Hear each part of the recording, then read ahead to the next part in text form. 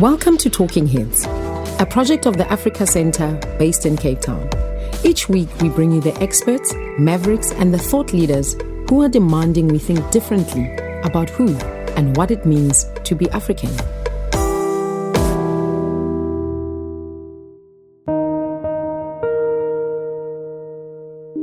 I think I fell in love with her name before I read any of her stories. How can you not fall in love with the name Amma Ata Aidoo? The alliteration of it, like one name can be a whole poem. Amma Ata Aidoo.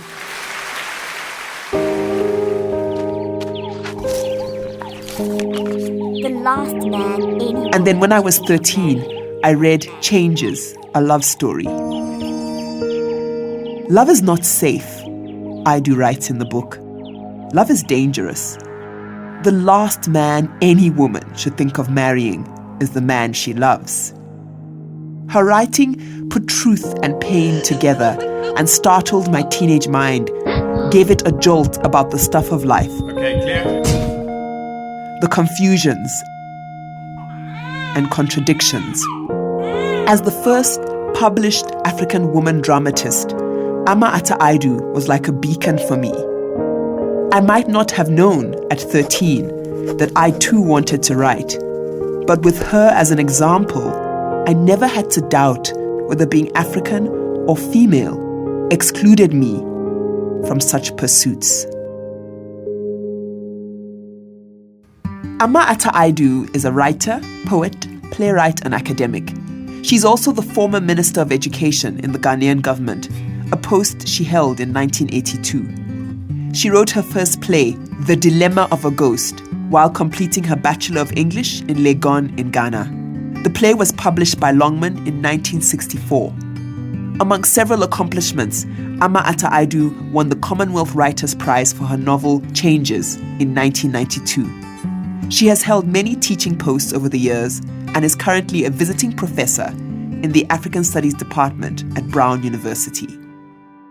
I am Yewande Omotose, and today I invite you to listen to Amma Ata Aidoo. In this recording, she gives a reading and addresses a group of young female writers. Aidoo started off the session by reading one of her poems. The title is A Young Woman's Voice Doesn't Break, It Gets Firmer. For Kina, Poem 4. I remember you at 4, 7 or 11, your baby voice, both real and pretend, telling me, or rather whining slightly, how you missed me and who had done what to you or said while I had been away. Now your voice comes briskly along the wires, through the airwaves and over the earth, reporting how all right everything at home is and ordering me to just relax and be about the business I traveled all the way here for. And clearly, if you missed me, you were not half about to let on. Young woman, for I dare not call you child anymore, maybe when we are into our normal existences with their needs and their tensions, I do not notice the changes that take place in you. But when I am away and the phones permit, I do. The measures of your growth knock confidently at the doors of my perception, announcing themselves in more than certain terms. Of course, we only speak of a data of one. But if yours is anything to go by, then surely, as she grows from child into woman, a girl's voice doesn't break, it gets firmer. One of the writers present asked Aidoo to provide them with writing tips. When I said, please keep on writing, don't get distracted, don't stop to edit. You don't repeat by word, phrase, or even an idea unless you really have to. Do you see? Because if you do, then you are boring your reader. One of the biggest tips I would want to share with you is that don't be over anxious to please anybody. This is your work, right? This is your work.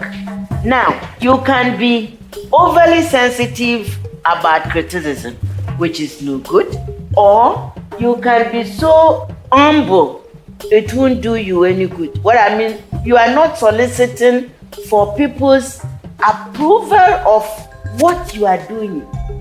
Once you've got your book out and you need an editor, people who would help you and actually get the work out there.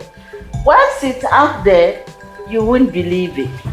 People will say all sorts of things about it, both in appreciation and in criticism. But the thing is, you've done your bit, and don't let yourself get discouraged, because something you've written doesn't go down well with somebody or with people. At the end of the day, it is going to be your work. But of course, unless you are also going to lock it up in a drawer to be discovered 50 years after you are gone, if you hope to publish it, which is really the aim of all of us writers, the need to share what you've done, then you have to take a little criticism because people are going to read it. Then you have to be relaxed. Don't get all wound up because criticism is good. It's like all analysis. Further on in the session, Aidoo shares and talks about what makes any piece of artwork thrive. All writing, all art, everything that human beings create thrive by the attention of other human beings. That's plain and simple. And it's the sort of thing writers and artists we don't want to admit because it's like we are dying for the attention. We are dying for the attention. We are dying for the attention because if you wrote a book, got it published or not, it's a manuscript or it's a copy of a book, and for some reason it got sunk into, for instance, the sea, in some kind of a waterproof covering or whatever, dropped into the sea, maybe from a ship or whatever, but it did drop into the sea. Luckily, this story says it will be waterproof. It will lie or be dragged along the bottom of the sea. It could. Once it is there, I tell you, it's not a book and it is not a manuscript. It is nothing. It is just another marine debris, another ocean garbage. Yeah. Along with the dead sea fish and the bones of sunken soldiers and pirates and, and ships and wines that got shipwrecked and gold. No, it is just another piece of marine debris. But then, if it takes 1,000 years, one day some fishermen get it dragged up and they say, what is this? They cut it open and somebody can read it.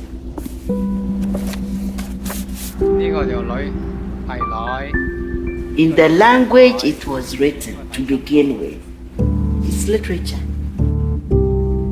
It's literature because it's being read. Do you see? That's why we need people. That's why we need critics. That's why we need bloggers. That's why we need the attention. I mean, I don't think we need the attention for ourselves, but we definitely need it for our work. In response to the question of how she manages to write stories that remain relevant over the many years, Amma Ata Aidoo had this to say. I think that on this one, very few writers would confess or even would say that they write with an audience in mind and the relevance of the material for all time in mind. It doesn't happen like that. At any rate, not with me. What I find myself doing, like I said I did with the stone mill, an idea occurs to me, and then I find myself, you see, it's the imagination. That's the key. That's the author of everything, books, music, and so on and so forth. We go through this life gathering impressions, right? Listening to other people, seeing things. And then, quite often, you don't even know you have seen, observed, or heard something until you sit down to write. But in the interim, your imagination has taken hold of all this data and literally cooked it. And when you sit down to write, then it comes. And I know other writers experience this. Sometimes, quite often, you are so surprised by what you are putting on paper. Every now and then, you are scared. Every now and then, you just terrified even. That's because you didn't know you were thinking these things. Because you weren't even thinking them. Your imagination was working with them. And so when I finish a book like Changes, it's okay. And then I started getting readers' commentary. They say things like, a friend, may she rest in peace. She was dying of breast cancer, and she, I gave her a copy to read. We were in the US, Boston. By the time she finished reading it, I was at Obeli, your colleague. She called me and she said, Amata, thank you very much for telling our story. I was so moved. This is the thing. I didn't know at the time that I was telling our story. I hadn't, I knew that I wanted to talk about, I knew roughly because I had done a radio play based on the same material that I was writing about a group of characters. But I didn't know I was telling our story. So when someone said, thank you for telling our stories, which, by the way, I've been hearing along the years, then I feel very good. But you don't tell yourself, I'm going to write a story that is relevant to my environment, You know what I mean? Because once you do that, again, you are setting up parameters for yourself. And you don't want to do that to your imagination. You want your imagination.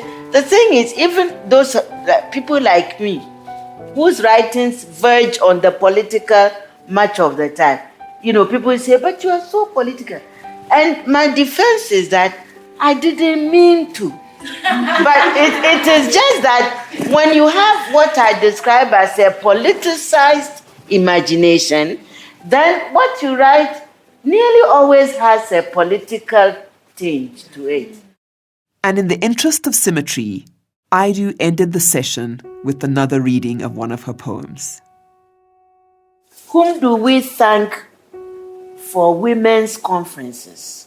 Here, in this truly no man's land, all is fair, as understood, not in terms of Penelope's false blondness, but that which is right and healthy, where we throw our big hairy legs and bottoms that make any Levi's cry for air. Hairy too are the faces we acknowledge. Some were born that way, or as signs of the pills we took in, the wombs we threw out, and plain normal aging.